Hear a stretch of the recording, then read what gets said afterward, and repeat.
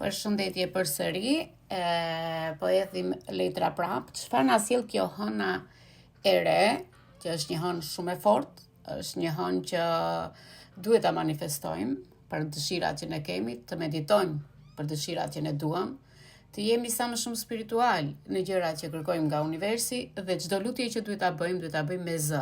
Ta flasim me zë. Zëri jon të dëgjohet në dyert e Zotit apo në dritaret e Zotit.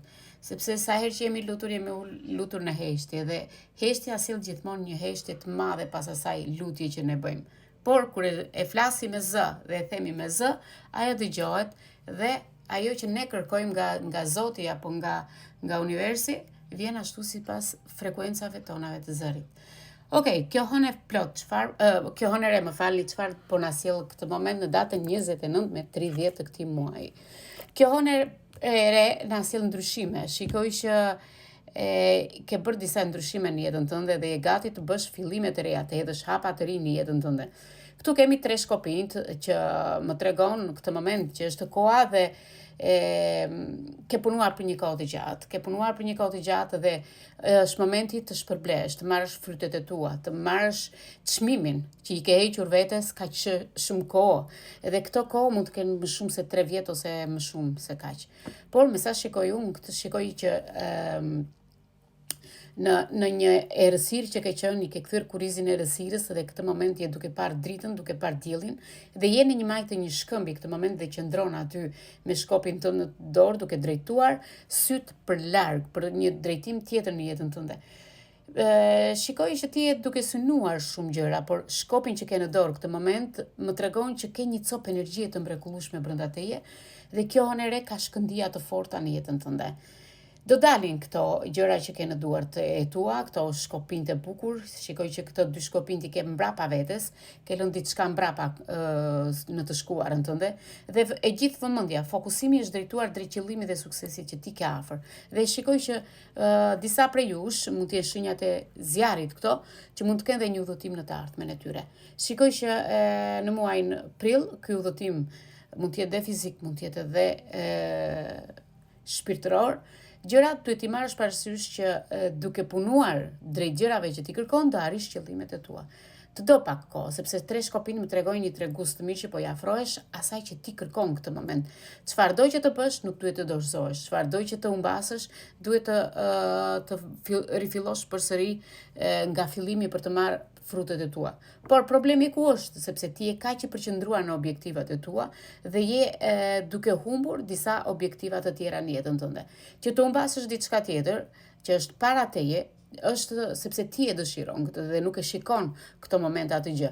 Por, nëse ti je i vendosur në gjërat që kërkon dhe ke një qëllim të caktuar, aty shikoj që ti ke një të ardhme të madhe në jetën tënde. Mos haro të jetosh të tashmen se ke punuar drejt së ardhmes. Po, me sa shikojmë, kemi dhe asin e kupës. O, sa bukur letrat. Shumë bukur letrat.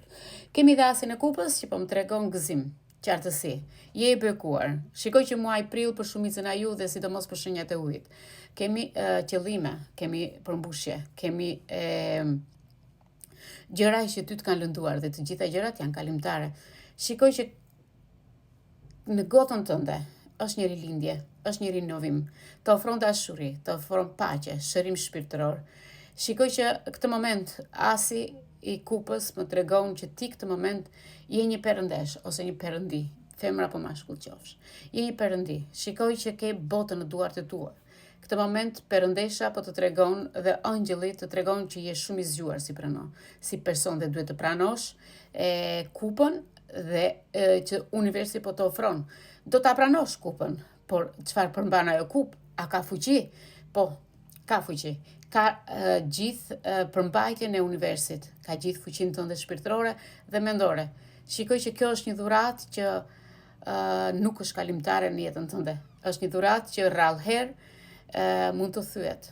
Por, me sa shikoj, po vjen një mundësi përsëri në jetën tënde që gjërat që duhet të marrësh parasysh.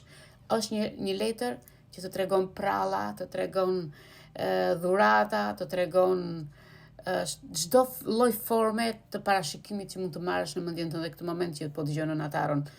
Me sa shikoj, kjo është një dhuratë e tillë, por për shkak se është një kartë ose një letër tarot i kupës, ajo mund të përfshijë fare mirë emocionet shpirtërore.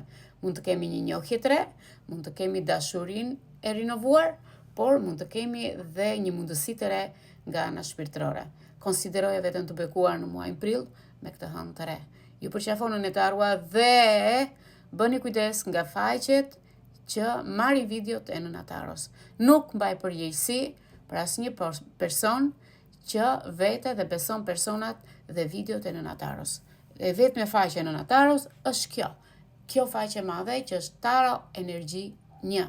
Si në Instagram Taro Energji 1, në Facebook Taro Energji 1 dhe në YouTube kanali im është Taro Energji 1.